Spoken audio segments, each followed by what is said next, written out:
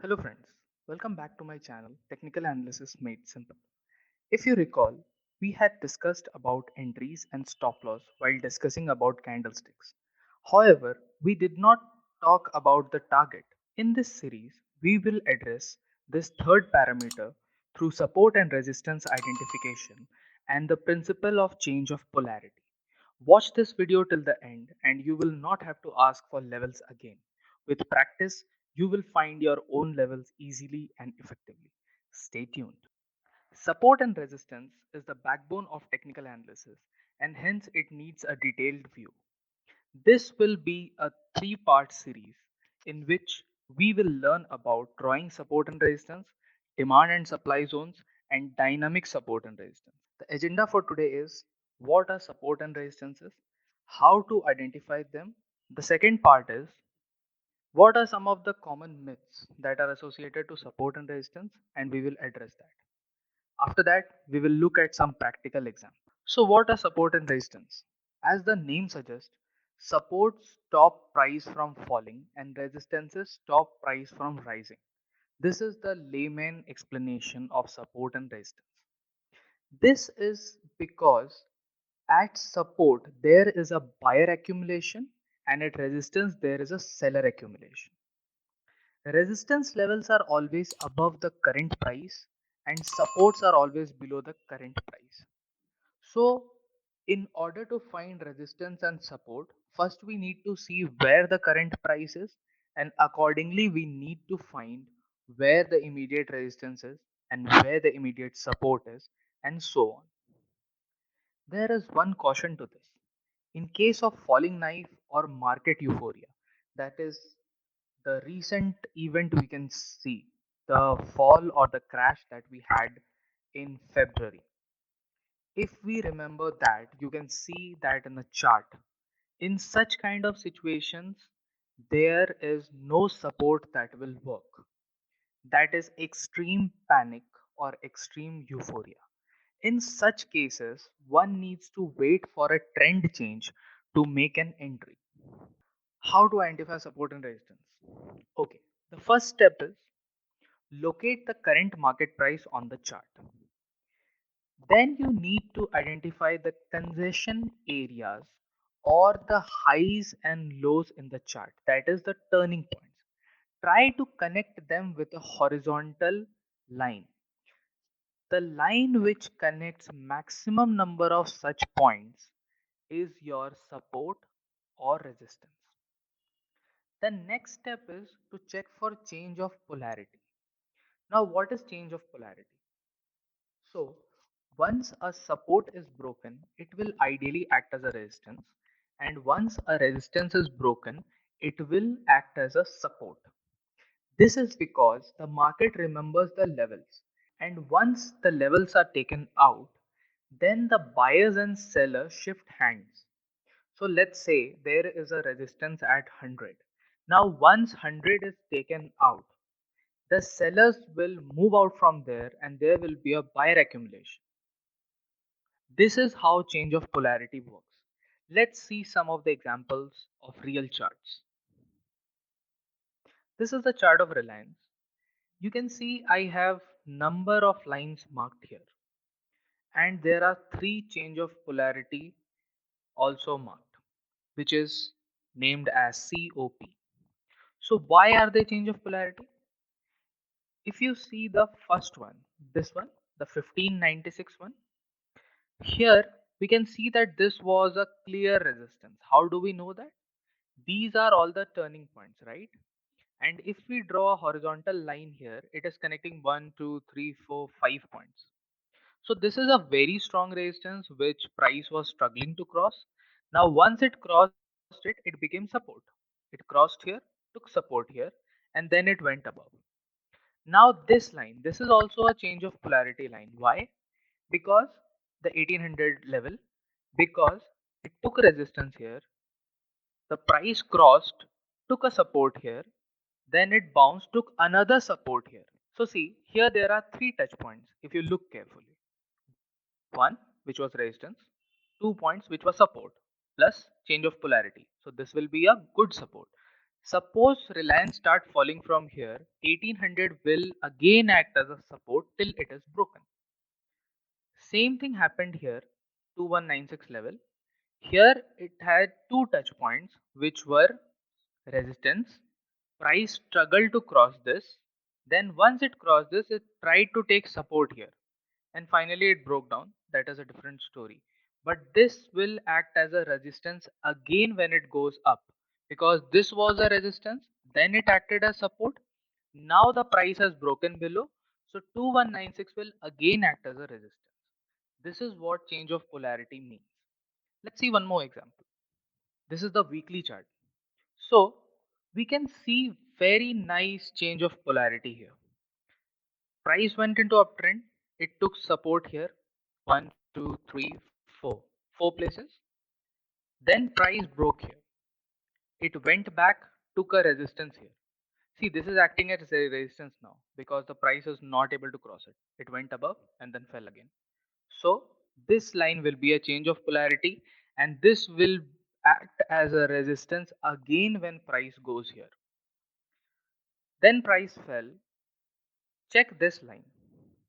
It acted as support here, here, here. So 3, 4 points, 4 points I would say, 4 points of support here. Then price broke, went up and took 2 points of resistance.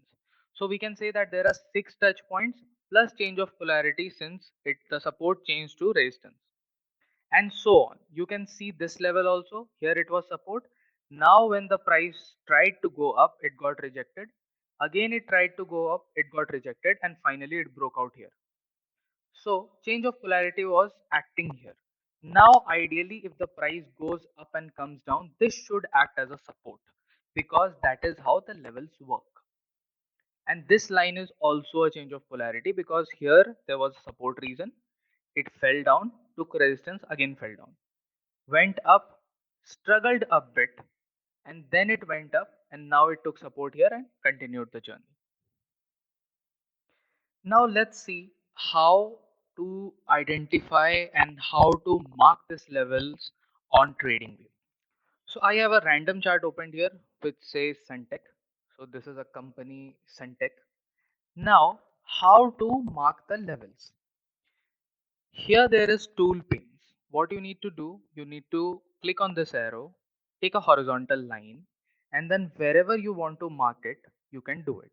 Let's say I can see here there is one level which got broken. So this will be my first support line. The specification can be changed from here. If you want a solid line, you can do this. If you want a thicker line, you can do this. I prefer a thinner line because it helps me see the candles clearly. Then you select this again. Here I can see a resistance point 1, 2, 3, right? And then if we go down, we can see a support point here. See, one touch point, two touch point, three, four touch points, right? And here also it tried to act as a support. Price fell, here it gave a spike and then continued the fall. So this will be these two. So now the price is stuck between this range. Until unless it breaks above or below, there won't be any move. It will be stuck in this range. Next, if we want to mark more, you can do this, right? Okay. Now let's remove this and try to do this systematically. So current price is here. Now what will be the immediate resistance? The immediate resistance point is this, correct? Here it got rejected 3 times. What will be the immediate support point? It is this. Now the next point is we have to check for change of polarity. Is there a change of polarity? Yes. Here it was acting as support. Later it became resistance. See how this candle and this candle got rejected from this level. So it became resistance here. Price fell, tried to go up. Here was the first attempt, but then there was a sell off or pullback. Then the price followed, and now it is taking a support here. We need to wait and watch whether the resistance break or the support. If support breaks, then what? Let's try to figure out the next level. The next level will be this, right? Because here there was a good resistance, here there was a good support. So price should ideally come and halt here. If it breaks above, then which is the next support? If it breaks above, then which is the next resistance? This level. Here it was acting as a support. Then price fell. This level started acting as a resistance, and hence it will act as a resistance again. So let's say if you have to set targets here, so you can sell below this point and your target will be 224, 225. And on the upper side, you can buy above 293 and your target will be 321.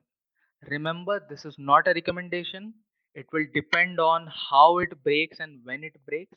I'm just showing you how it is done. Now let's address some of the myths that are associated to supports and resistance.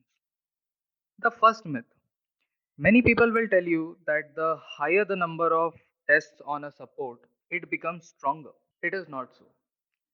The higher the number of tests on a support, it becomes weaker. At this level, there will be a buyer accumulation, right?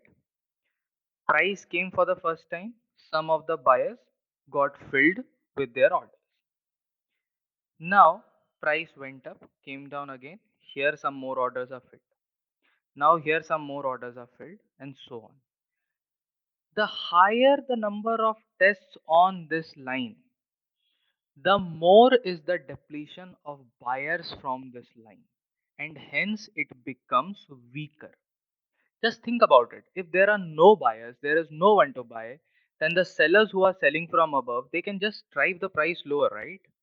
And that is why the higher the number of tests on a line, it becomes a very good resistance later because now there are aggressive sellers. Imagine it like this: the sellers who were here, here, and here, they have now shifted to here and they will sell again. Then they will shift here, they will sell again. This is how it works. Until unless it breaks out, takes out the sellers, there is a heavy buying, and then it becomes support because then the buyers will start moving up. The next myth is everyone will tell you that keep your stop loss at the support or resistance. This will never work because there is a term called stop loss hunting, and your stop losses will be hunted again and again. I will talk about this in later in some other video, but let me show you that how the levels are breached. See, price went up, it gave a dip and then went up again. Here also, if you see, it gave a dip and then it bounced. So if you have your stop loss right at the support, it will be hunted. It will surely be hunted and the price will go up again. Let's consider this case. Suppose you have sold here and you keep your stop loss on this line. See, it is hunted and then it's fall again. So you should always keep a percentage margin, let's say 0.5% below the support or below the resistance, and then you keep your stop loss there in order to save from. In the next session, we will discuss about demand and supply zones. So let me give you a brief. They are basically zones. So support and resistance, you can consider them as not a hard wall, but a barbed wire, which can be depleted a bit. Price can penetrate that, but in order to break that, you have to clear that zone. So this is what we will discuss in the next session. And after that, we will discuss about dynamic support and resistance, like how the support and resistance can be changed. Now, if you have any questions, please drop them in the comment section, or you can also reach out to me. I will drop the Facebook link on the description box. You can reach out to me, you can message me, you can ask any doubts, and I do reply to all of the questions. That's all for this video. Thank you so much.